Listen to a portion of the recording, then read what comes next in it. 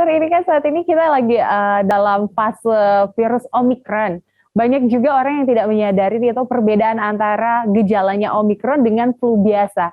Ini sebenarnya bisa dilihat perbedaannya seperti dari mananya sih dok? Antara terkena virus Omikron atau ternyata saya cuma sakit flu biasa saja.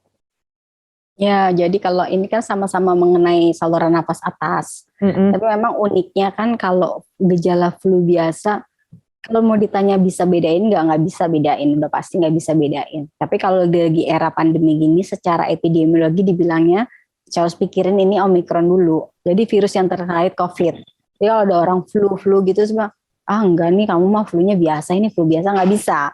Jadi kalau secara epidemiologi kita harus pikirin yang banyak dulu kejadiannya di masyarakat. Sama lah kalau kayak orang demam-demam yang mendadak sakit kepala, jangan pikirin nih kamu kecapean. Padahal demam berdarah di situ lagi tinggi. Nah harus pikirin demam berdarah dulu sampai terbukti bukan. Kalau berpatokan pada gejala agak sulit. Tapi ada beberapa memang kumpulan gejala yang bisa menjadi faktor.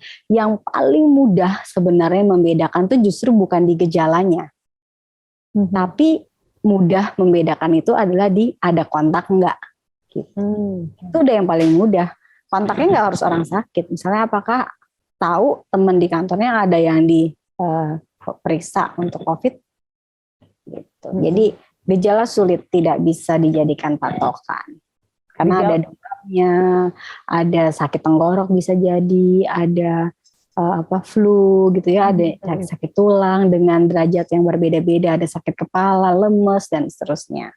Iya, Dokter Erni, kalau untuk kasus Omikron sendiri, kan kita saat ini dihimbau kalau bagi mereka yang ingin isoman bisa klaim obat dari pemerintah karena sudah disediakan. Tapi apakah dibenarkan dok jika tidak klaim obat dari pemerintah tapi justru mengkonsumsi obat-obat herbal?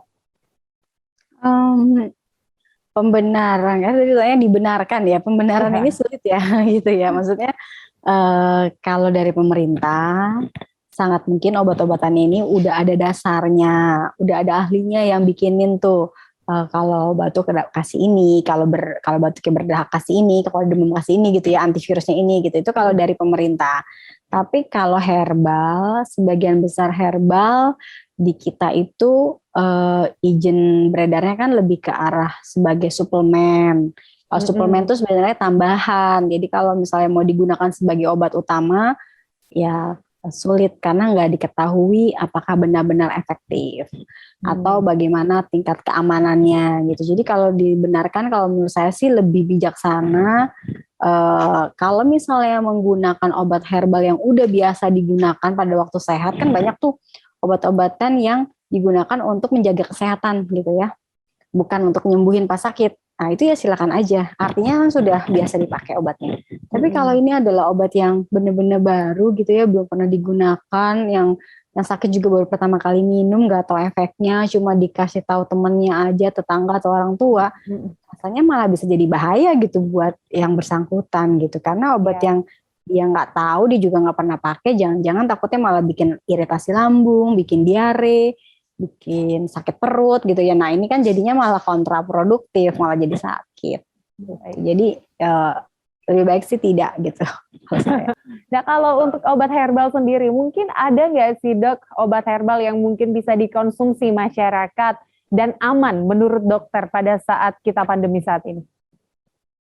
Ya, obat herbal itu sebenarnya salah satu.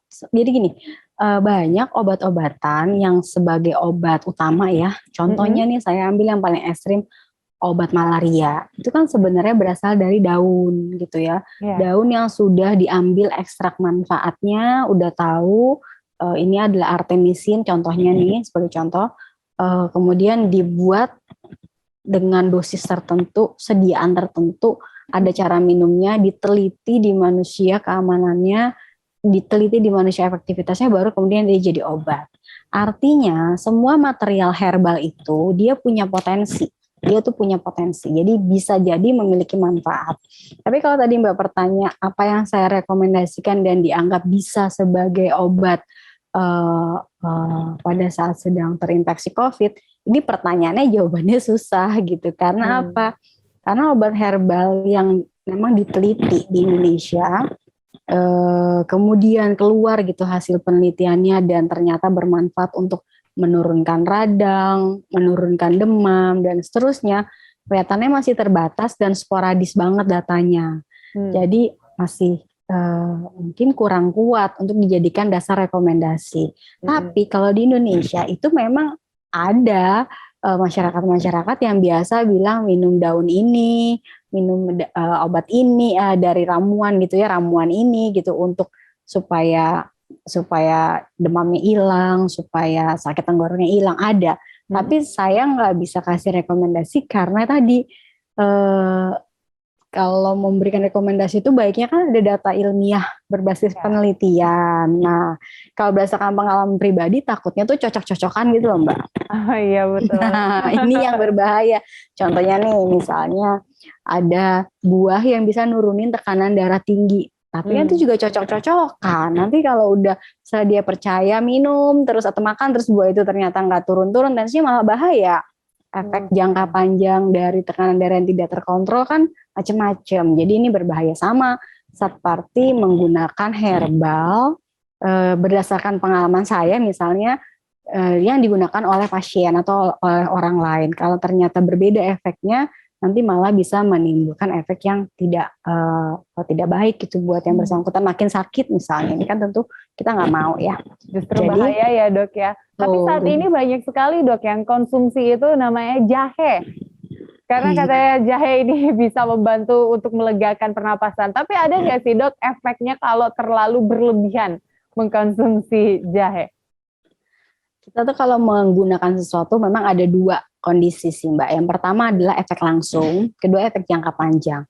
Mungkin karena anget ya jahe itu. Jadi kan kalau memang konsumsi dia akan langsung memberikan efek ya bisa jadi ini efek placebo. Efek placebo itu artinya sebenarnya dia nggak ada manfaat apa-apa, tapi karena nyaman menggunakan itu kemudian dianggap ini jadinya bisa berakibat baik nih, efek bekerja nih obatnya gitu. Padahal sebenarnya enggak. Nah, jadi tadi efek efek awal ya. Ada juga yang mungkin menggunakan contohnya apa ya? Banyak sih ya, kumur-kumur atau semacam ramuan gitu ya. Saya sih pernah dengar seperti empon-empon gitu ya, banyak isinya gitu. Kalau diminum bikin badan jadi lebih hangat, lebih enak, tenggorok juga jadi kayak lebih lega. Nah, ini efek langsung. Nah, efek jangka panjangnya ini kita nggak tahu. Kalau efek jangka panjang, karena kalau efek jangka panjang kan harus diikutin kemudian dinilai, dicatat gitu ya kalau di penelitian. Nah, ini kita nggak tahu. Nah, sekarang pertanyaannya, ada bahayanya nggak gitu? Berapa lama mesti diminum? Nah, sama nih pertanyaan-pertanyaan ini hanya bisa dijawab dengan satu uji klinik gitu, evaluasi berapa dosisnya, berapa lama, kemudian apa efek sampingnya, kalaupun ada apakah efek sampingnya berat atau ringan. Jadi artinya mungkin Mbak berpikir, tuh dok susah banget sih kalau mau ngasih temuin obat baru masa masih sampai seperti itu. Ya memang begitu, karena kalau tidak misalnya nih dia memberikan manfaat di 10 orang, tapi kalau kita tambah jumlah yang sakit jadi 100, ternyata 10-nya memang betul memberikan manfaat, tapi 35-nya kena efek samping. Maka angka 10 orang yang tadi mendapatkan manfaat, misalnya dia sudah memberikan testimoni, kan akan ketutup dengan 35 orang yang begitu ternyata kita tambah orang yang menggunakan produknya jadi 100, ternyata ada hal-hal yang beda gitu. Nah, ternyata sisanya nih 10, 35, 45, sisanya 55, dikasih nggak ada bedanya. Jadi kan sulit kalau kita tidak menggunakan metode penilaian keamanan obat dan efektivitas obat yang memang sudah standar untuk kemudian kita jadikan rekomendasi untuk pasien, bahkan mungkin untuk diri kita sendiri gitu.